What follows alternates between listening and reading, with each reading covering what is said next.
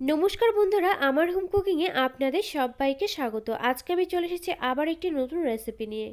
আলু বড়ি দিয়ে দুর্দান্ত স্বাদের নিরামিষ লাউয়ের তরকারি। এই রেসিপিটি কিন্তু গরম গরম ভাত বা রুটি যে কোনো কিছুর সঙ্গে পরিবেশন করলে খেতে কিন্তু দারুণ লাগে। তো আমার চ্যানেলে নতুন বন্ধু হয়ে থাকলে চ্যানেলটিকে সাবস্ক্রাইব করে নেওয়ার অনুরোধ জানিয়ে শুরু করছি আমি আজকের রেসিপিটি। তো চলুন দেখে নেওয়া যাক এই রেসিপিটি বানাতে এখানে আমার উপকরণ কী কী লাগছে। এখানে আমি একটি লাউয়ের থেকে কিছুটা পরিমাণ লাউ কেটে নিয়ে তারপর ধুয়ে নিয়েছি। এখানে আমি একটি আলু টুকরো টুকরো করে কেটে নিয়ে তারপর ধুয়ে নিয়েছি। এখানে রয়েছে বেশ কয়েকটা ডালের বড়ি। এখানে আমি 1 ইঞ্চি আদা, 4টে কাঁচা লঙ্কা একসঙ্গে বেটে নিয়েছি। এখানে রয়েছে একটি ছোট সাইজের টমেটো আমি টুকরো টুকরো করে কেটে নিয়েছি। রয়েছে পরিমাণ মতো ধনেপাতা কুচি। এখানে রয়েছে স্বাদ মতো নুন। রয়েছে হলুদ গুঁড়ো 1 চা চামচের একটু কম। লঙ্কা গুঁড়ো রয়েছে এখানে 1/2 চা চামচ। ফোড়নের জন্য রয়েছে এখানে গোটা জিরে, 2টো শুকনো লঙ্কা। এখানে আমি 1/2 চা চামচ জিরে, 1/2 চা চামচ ধনে শুকনো খোলাতে ভেজে নিয়ে তারপর গুঁড়ো করে নিয়েছি। এখন আমি প্রথমেই বড়িগুলোকে ভেজে নেবো। এর জন্য দেখুন এখানে একটি কড়া বসিয়ে দিয়েছি, আর কড়াতে আমি দিয়ে দিয়েছি বেশ কিছু পরিমাণ সর্ষের তেল। তেলটা এখানে হালকা গরম হয়ে গেলে এরপর আমি দিয়ে দিলাম বড়িগুলোকে। বড়িগুলো দিয়ে উনুনাসটা একেবারে লো ফ্লেমেতে রেখে নেড়েচেড়ে নিয়ে বড়িগুলোকে লালচে করে ভেজে নিচ্ছি। বড়িগুলো ভাজার সময় উনুনাসটা লো ফ্লেমেতে রাখতে হবে, যেহেতু বড়ি কিন্তু খুব সহজে ভাজা হয়ে যায়, নয়তো কিন্তু বড়িগুলো পুড়ে যেতে পারে। তো এখানে দেখুন বড়িগুলো ভাজা হয়ে গিয়েছে, আর এখন আমি তেল থেকে তুলে রাখলাম। এরপর আমি এ তেলেতে দিয়ে দিচ্ছি কেটে রাখা আলুর টুকরোগুলোকে। আলুর টুকরোগুলো দিয়ে এখন আমি উনুনাসটা মিডিয়াম ফ্লেমেতে রেখে নেড়েচেড়ে নিয়ে আলুগুলোকে হালকা লালচে করে ভেজে নিচ্ছি। আলুগুলো কিন্তু অতিরিক্ত লালচে করে ভেজে নেওয়ার কোনো প্রয়োজন নেই, হালকা লালচে করে কিন্তু ভেজে নিলেই হয়ে যাবে। তো এখানে দেখুন আলুগুলো আমার হালকা লালচে করে ভেজে নেওয়া হয়ে গিয়েছে, আর এখন আমি একে একে আলুগুলোকে তেল থেকে তুলে রাখছি। আলুর টুকরোগুলোকে তুলে নিয়ে এরপর আমি এ কড়াতে আবারও সামান্য পরিমাণ তেল এখানে একটু অ্যাড করে দিচ্ছি। তেলটা কিন্তু অতিরিক্ত ব্যবহার করার কোনো প্রয়োজন নেই, এই রান্নাটা কিন্তু অল্প তেলেতেই হয়ে যায়। তেলটা এখানে খুব ভালোভাবে গরম হলে এরপর আমি ফোড়নে দিয়ে দিলাম গোটা জিরে, শুকনো লঙ্কা। শুকনো লঙ্কাটাকে মাঝখান থেকে একটু চিড়ে দিয়েছি, এতে করে কিন্তু ফোড়নের ফ্লেভারটা দারুণ আসবে।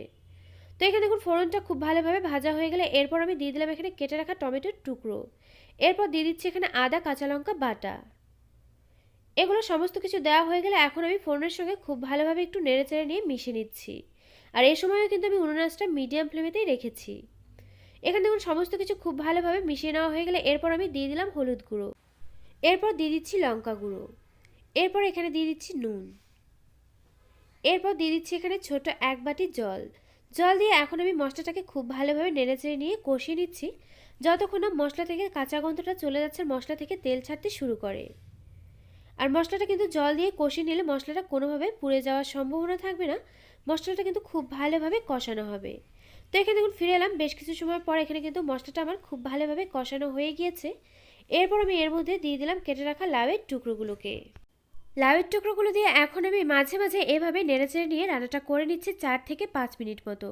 আর লাউ দেওয়ার পরে কিন্তু অবশ্যই করে উনুন আঁচটা হাই ফ্লেমেতে রাখতে হবে, যেহেতু লাউয়ের থেকে কিন্তু অনেকটাই জল ছেড়ে দেয়। তো এখানে দেখুন ফিরে এলাম 4 থেকে 5 মিনিট পর। এরপর আমি দিয়ে দিলাম এখানে ভেজে রাখা আলুর টুকরোগুলোকে। আলুর টুকরোগুলো দিয়ে এখন আমি আবারও 2 থেকে 3 মিনিট মতো নেড়েচেড়ে নিয়ে এগুলোকে কষিয়ে নিচ্ছি। তো এখানে দেখুন ফিরে এলাম 2 থেকে 3 মিনিট পর। এখানে কিন্তু সমস্ত কিছু খুব ভালোভাবে কষানো হয়ে গিয়েছে। এরপর আমি এখানে দিয়ে দিলাম জল। এখানে কিন্তু আমি গরম জল ব্যবহার করছি, আর গরম জল ব্যবহার করাতে কিন্তু ঝোলটা দেখুন সঙ্গে সঙ্গে ফুটে উঠেছে। এখন আমি খুব ভালোভাবে আবার একটু নেড়েচেড়ে নিচ্ছি। এভাবে নেড়েচেড়ে নিয়ে উনুন আঁচটা আমি এখন হাই ফ্লেমেতে রাখছি। আর হাই ফ্লেমেতে রেখে এভাবে ঢেকে রেখে আমি রান্নাটা হতে দেবো 6 থেকে 7 মিনিট মতো। তো এখানে দেখুন ফিরে এলাম 6 থেকে 7 মিনিট পর। এখন আমি ঢাকনাটাকে তুলে নিচ্ছি। আর এখানে দেখুন ঝোলটা কিন্তু অনেকটাই কমে এসছে। আর এখানে কিন্তু আলু আর লাউটাও খুব ভালোভাবে সেদ্ধ হয়ে গিয়েছে। এরপর আমি এই সময় এখানে অ্যাড করে দিচ্ছি ভেজে রাখা ডালের বড়িগুলোকে। এরপর দিয়ে দিচ্ছি এখানে ভেজে রাখা জিরে আর ধনে গুঁড়ো। আর এই রান্নাটাতে কিন্তু জিরে আর ধনে গুঁড়োটা ভেজে ব্যবহার করলেই খেতে বেশি ভালো লাগে। তো এখন আমি আবার একটু খুব ভালোভাবে নেড়েচেড়ে নিচ্ছি। এভাবে নেড়েচেড়ে নিয়ে এখন আমি উনুন আঁচটা মিডিয়াম ফ্লেমে রেখে ঢেকে রেখে রান্নাটা আমি আবারও হতে দেবো 4 থেকে 5 মিনিট মতো। তো এখানে দেখুন ফিরে এলাম 4 থেকে 5 মিনিট পর। এখন আমি ঢাকনাটাকে তুলে নিচ্ছি। আর এখানে দেখতেই পাচ্ছেন ঝোলটা কিন্তু অনেকটাই কমে এসেছে, বড়িগুলো কিন্তু ঝোলটাকে অনেকটাই টেনে নিয়েছে। আর এখানে আমি আপনাদেরকে দেখিয়ে দিচ্ছি, এখানে দেখুন আলু, লাউ, বড়ি সমস্ত কিছু কিন্তু খুব ভালোভাবে সেদ্ধ হয়ে গেছে। আর বড়িগুলো কিন্তু খুব ভালোভাবে সেদ্ধ হবে, কিন্তু অতিরিক্ত ভেঙে যাবে না। ঠিক এভাবেই কিন্তু রান্নাটা করতে হবে। তো এখানে দেখুন শেষে আমি এর উপর দিয়ে ছড়িয়ে দিচ্ছি ধনেপাতা কুচি। আর যে কোনো নিরামিষ লাউয়ের রেসিপিতে কিন্তু একটু ধনেপাতা কুচি ছড়িয়ে দিলে খেতে কিন্তু ভীষণ ভালো লাগে আর খুব সুন্দর কিন্তু একটা ফ্লেভার আসে। তো এখন দেখুন আবারও একটু আমি খুব ভালোভাবে নেড়েচেড়ে নিয়ে মিশিয়ে নিলাম। এভাবে নেড়েচেড়ে মিশিয়ে নিয়ে এখন আমি উনুন আঁচটা একেবারে লো ফ্লেমেতে রাখছি। লো ফ্লেমেতে রেখে ঢেকে রেখে আমি আবারও রান্নাটা হতে দেবো 1 থেকে 2 মিনিট মতো। তো এখানে দেখুন ফিরে এলাম 1 থেকে 2 মিনিট পর। এখন আমি গ্যাসটাকে বন্ধ করে দিয়ে ঢাকনাটাকে তুলে নিচ্ছি। এখানে কিন্তু রান্নাটা আমার একেবারে হয়ে গিয়েছে। আর এই রান্নাটা কিন্তু আপনারা চাইলে ঝোলটা কিন্তু একটু পাতলাও রাখতে পারেন, আবার চাইলে কিন্তু একটু ঘনও রাখতে পারেন। যে কোনোভাবে কিন্তু খেতে দারুণ লাগে। তো এখন আমি নামিয়ে নেব। তো এখানে দেখুন নামিয়ে নিয়েছে আর একেবারে কিন্তু রেডি হয়ে গিয়েছে আলু বড়ি দিয়ে সম্পূর্ণ নিরামিষ লাউয়ের তরকারি। এই রেসিপিটা আপনারা একবার এভাবে বাড়িতে ট্রাই করুন, আশা করছি আপনাদেরও খুব ভালো লাগবে। আর আমার এই রেসিপিটা আপনাদের কাছে কেমন লাগলো অবশ্যই কমেন্ট করে জানাতে কিন্তু ভুলবেন না। আর আমার এই ভিডিওটি যদি আপনাদের কাছে ভালো লেগে থাকে অবশ্যই লাইক করবেন, শেয়ার করবেন আর আমার এই চ্যানেলটিকে সাবস্ক্রাইব করবেন।